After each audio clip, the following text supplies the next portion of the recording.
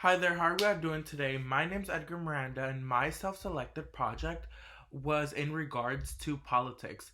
So now more than ever, with like there was a recent transition in who our president would be, so I just thought it would be perfect. My anchor is circulates around politics, so that's where I got the idea from. So more than ever, our democracy needs to see real change, right? And with our recent candidates, Joe Biden and Kamala Harris, in office, the two will begin the hard and necessary work that our democracy needs to see. Um, Biden and Kamala will strive not only to serve the epidemic, but also rebuild our economy. So no longer will the working people be left on the back burner.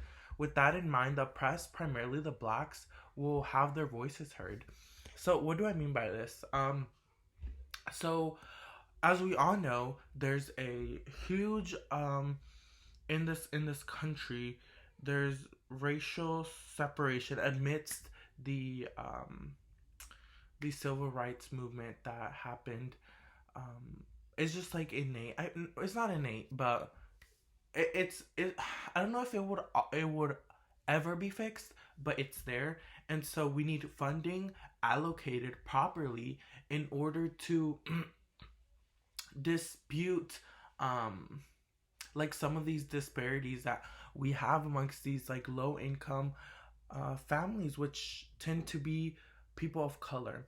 And so what Biden's plan is to do is is he plans to go in there and allocate proper funding into the education system, because he believes that in order for someone to be successful in life, you need to start them off with a great education, which will later then lead to them getting that higher education in that college, which will allow them to, produce a lot more money, I suppose, than catching. I don't know. I'm not demeaning like a burger shop, but you know what I mean by that. So yeah, he plans to allocate money in there. He also plans to reform the justice system. So he does realize that there's a huge imbalance in there's a disproportion in black folks in there in comparison to whites. And so what he plans to do is just go in there and cut off, I forget the name of it, but it's to cut off these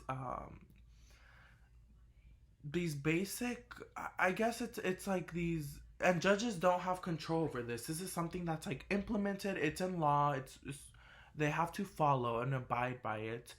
um it's it's a law that impedes a judge from lowering the sentence. So in other words, it's a bare minimum that they have to abide by. Just because it's law, it's out of their control. And so he's just saying that a lot of people of color, they are in jail because of this, and there's nothing that, like I said, the judge can do. So he's gonna impede that, he's gonna take that out. And last but not least, he is taking global warming seriously. We need a president taking that seriously, because sooner than later we're going to disappear. Planet Earth is not going to be there. There's not going to be any future generations, because we didn't take it seriously. We just took it lightly. And so Biden, by the year of 2050, he plans to have net zero fuel emissions out into the universe. And he would do this by um, obviously, again, allocating fundings for these projects to take place. And we will soon begin the eco-friendly environment that we needed to have um, since the beginning. Obviously, not the beginning, but maybe like 5 years ago, perhaps we should have started this. But here we are, and hopefully we get something out of this man, because he's really serious on this. This is, I think I want to say, his number one concern, um, if not second, leading from the Black Lives Matter whole portfolio that he has set in place for himself. Another thing that I mentioned in my paper was Kamala Harris. Kamala Harris, first colored woman, black woman to be in office, which is great things um, for women, right? It's giving hope for these little girls around the country, and especially women of color. There has never been a girl or someone of color really in office. I mean, other than uh, Obama, which we've seen great things for. Which again, I don't mean to add myself into this, but um, yeah. So what she plans to do is levy these or set in place these regulations that will go harsh on these corporations that are not paying a woman what a woman needs to be paid. And so if they're not uh, providing sufficient amount of money without any like backup as to why you're paying a woman and a man differently in your corporation, and you legitimately have no reason to, then you will be fined. You'll be fined 1% of your revenue, I believe, and and that funding, you may ask, where's that funding going towards? Well, it will then later on go towards family paid leave. So what this essentially means, because there's just this whole dilemma of like corporations wanting to pay like um women once they leave, you know what I mean, like if they have like some impeding family emergencies, or whatever the case may be, these this funding that's going on, that's being taken from these corporations, will go towards paying the paid off time that they have.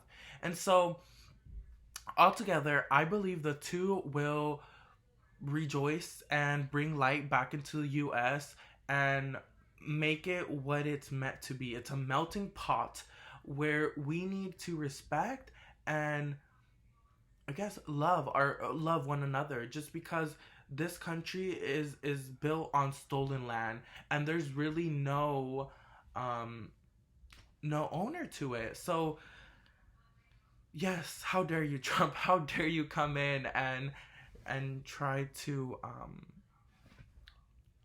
take this beautiful land away from all of us. But I'm given hope with these two, and I really hope that they go by what they say they're going by. I have high hopes for them. I really do. Um, and I just want to touch a little base on the Black Lives Matter movement, and I really think that because of that whole movement, and regardless of what you have to say about it, it definitely created some it spoke some light, right, into politicians and policymakers in order to implement some rules and new regulations that will help black lives, because as we all know by now, which I guess it's like we all knew, but light was shined upon, because I can say that for myself, right? Um, on black lives and the huge disparities that they have. Even me being a Hispanic, I will never be able to say what it feels like to walk in the footsteps of a person of color.